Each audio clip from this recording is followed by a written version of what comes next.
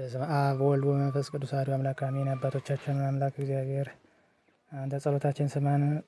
በመጽሐፈ ዕዝራ ሱቱኤል የዕዝራ ጸሎት ዕዝራ የጸለየው ጸሎት በምዕራፍ 7 ይገኛል።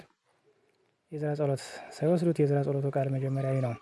ለዘላለሙ የምትኖር አቤቱ በልዑል አርያም ሆነ የምታይ በሰማይ ያለ ስልጣን የማይሸነፍ መንግስት የማያልፍ ሰራዊት መላእክት በፍርሃት የሚቆሙልህ ነፍስና እሳት በትእዛዛት የተፈጠሩ ቃል ጽኑ የሆነ የተናገርኸውም ጸንቶ የሚኖር ስርዓት ጽኑ የሆነ ትእዛዝም የሚያስፈራ ትእዛዝ ጥልቆችን የሚያደርግ ቁጣን ተራሮችን የሚያቀልጥ ሕግ እውነት የሆነ አቤቱ የባሪያን ቃል ሰማይ ባሪያን ልመና አድምጥ። ነገሬንም አድምጥ። እኔ በሕይወት ሳለሁ እነግርሃለሁ፣ ልቦናዬንም እንዳሰበ መጠን እነግርሃለሁ እመልስልሃለሁ። የወገኖችን በደል አትመልከት፣ ለአንተ የተገዙልህን ጽድቃቸውን ተመልከት እንጂ የኃጥአንን ስራቸውን አትመልከት። በመከራቸው ስርዓትን የጠበቁትን ተመልከት እንጂ በፊትህ ክፉ ስራን ስለሰሩት አትቆጣ። በፍጹም ልባቸው በሕግ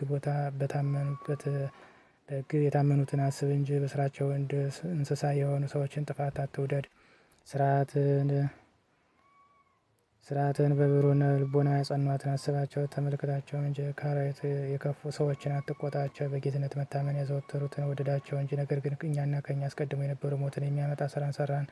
አንተ ግን ስለኛ ስለበደሉ ሰዎችም ይቅር ባይ ሁን። በጎ ስራ የሌለን እኛን ይቅር ብትለን ያን ጊዜ ይቅር ባይ ትባላለህ። በአንተ የተዘጋጀ በጎ ስራ ያላቸውን ጻድቃንን ግን በስራቸው ይቅር ትላቸዋለህ። ተቆጣው ዘንድ ሰው ምንድን ነው? ስለ እርሱስ ታዘን ዘንድ የመዋቲ ወገን ምንድን ነው? አሁንም ከተወለደው ወገን የማይበድል እንደሌለ እውነት እናገራለሁ። ነገር ግን ጌታ ሆይ ስለዚህ በጎ ስራ የሌላቸውን ይቅር ብትላቸው ቸርነትህ ፈጽሞ ይታወቃል። እርሱም መለሰልኝ እንዲህ አለኝ፣ በእኔ ዘንድ እውነትን ተናገርክ። አንተ እንደተናገርከው እንዲሁ ነው። ለሚበድሉ ሰዎች ሞትን፣ ፍርድንም ጥፋትን በእውነት አልወድላቸውም።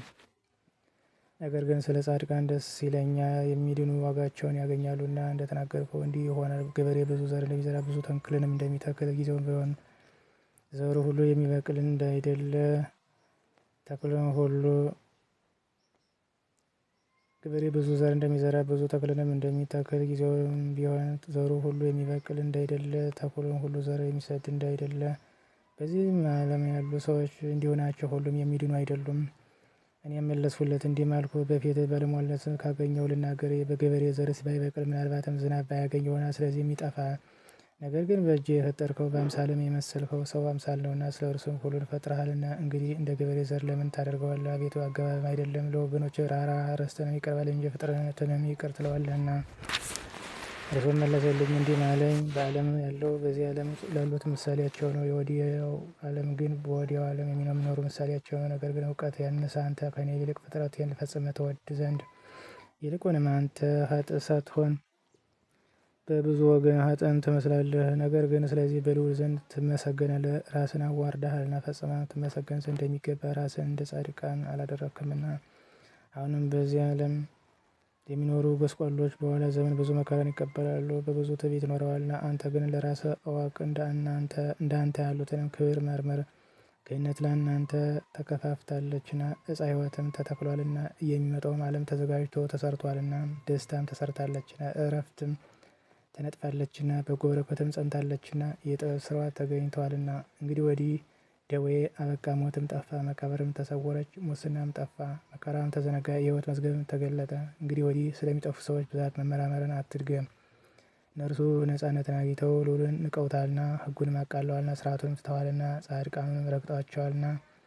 እንደሚሞቱ እያወቁ በልቦናቸው እግዚአብሔርን አንፈልገውም ብለዋልና። ስለዚህም ይህ በጎው ለእናንተ እንደሆነ እንዲሁ ይህ ጥፋት ለእነርሱ ነው።